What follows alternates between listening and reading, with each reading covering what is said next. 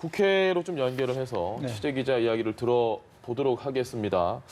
곽준영 기자, 자세한 내용 좀 전해주시죠. 네, 말씀하신 대로 오늘 정치권은 일본 경제보복과 관련한 대응책 마련으로 여전히 분주한 모습이 이어지고 있습니다.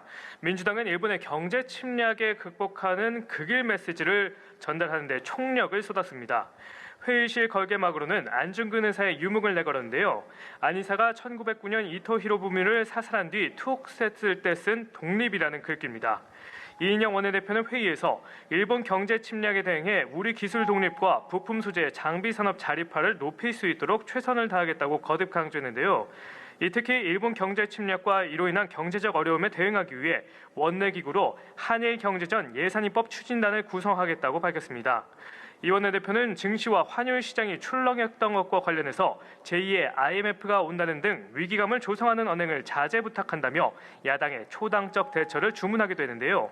또 북한이 지난 2일에 이어 나흘 만에 또다시 발사체를 쏜 것에 대해서도 평화를 원하는 한국민의 염원과 반대 방향으로 가겠다는 것이라며 강력한 유감의 뜻을 나타냈습니다. 네, 반면에 자유한국당은 일본의 경제 보복에 대한 신속한 대응책은 필요하다. 대신에 정부의 대응책도 함께 비판을 했다고요. 네, 그렇습니다. 한국당은 이 문재인 대통령이 일본 경제 보복의 극복 방안으로 남북 경제 협력을 제시한 것에 대해 맹비난했습니다. 이 북한과의 경협이 반도체와 바이오 등 첨단 중공업과는 관계가 없는 만큼 엉뚱한 솔루션을 들고 나왔다는 겁니다. 이 경북 지역 민생 행보에 나선 황교안 대표는 대통령이 현실성 없는 환상에 빠져 있다며 미사일을 쏘는 사람들과 어떻게 경협을 한다는 말인가라고 목소리를 높였습니다. 나경원 원내대표도 당 회의에서 속아 웃을 일이라며 청와대는 계속 뭐가 문제냐는 식으로 엄중한 현실마저 부정하고 있다고 날을 세웠습니다. 이어 한국당은 북한 미사일 발사에 대한 정부의 대응도 꼬집었는데요. 나 원내대표는 북한 미사일 발사가 올해 들어서만 벌써 6차례인데 문 대통령은 북한에 대해 어떤 항의도 없었다고 지적했습니다.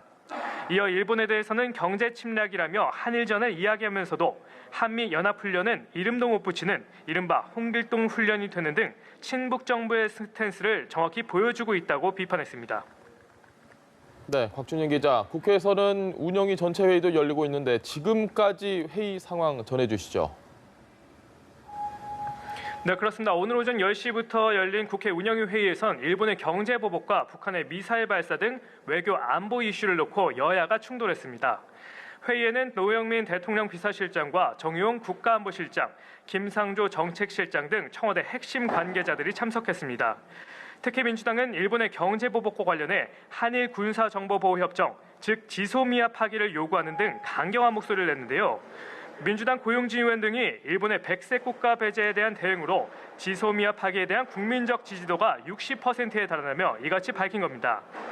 이에 대해 노 실장은 아직 결정된 바가 없다면서도 백색 국가를 제외한 일본과 민감한 군사정보 교류를 지속하는 것이 맞는지 의문이라고 밝혔습니다. 그러면서 오는 24일까지가 지소미아 연장 여부 통보 시점이기 때문에 계속 신중하게 검토할 예정이라고 덧붙였습니다. 반면 한국당은 문재인 정부의 안일한 대응이 현재의 외교안보 위기를 초래했다고 비판했는데요. 특히 한국당 김정재 의원은 북한 미사일이 어디에서 날아올지 불안하고 중국과 러시아는 동해 영웅을 제 집처럼 드나들고 있다며 대한민국이 동네북 신세가 됐다고 날을 세웠습니다. 김 의원은 중러의 영공 침범 때 문 대통령이 국가안전보장회의를 열지 않은 점도 지적했는데요. 이에 노 실장은 대통령께서 안보실장 주관하에 유관부처와 함께 신속하게 대응 체계를 갖출 것을 지시하셨다고 맞섰습니다. 이 밖에 문 대통령이 변호사 시절 부일 장학회 설립자인 고 김지태 씨 유족의 법인세 취소 소송을 맡은 것을 놓고도 충돌이 있었습니다. 한국당 곽상도 의원이 소송에서 유족들이 위증하고 허위 증거 자료를 제출해 승소했다고 주장하자 노 실장은 발언을 책임질 수 있겠느냐며 국회 정론관에 가서 말하라고 반박한 겁니다. 일단 노 실장이 잠시 정회된 회의가 속개되자마자 이 발언을 취소하면서 일단락됐지만 회의에선 외교 안보 이슈를 놓고 고성이 오가는 등 거센 공방이 이어지고 있습니다. 지금까지 국회에서 연합뉴스 TV 곽준영입니다.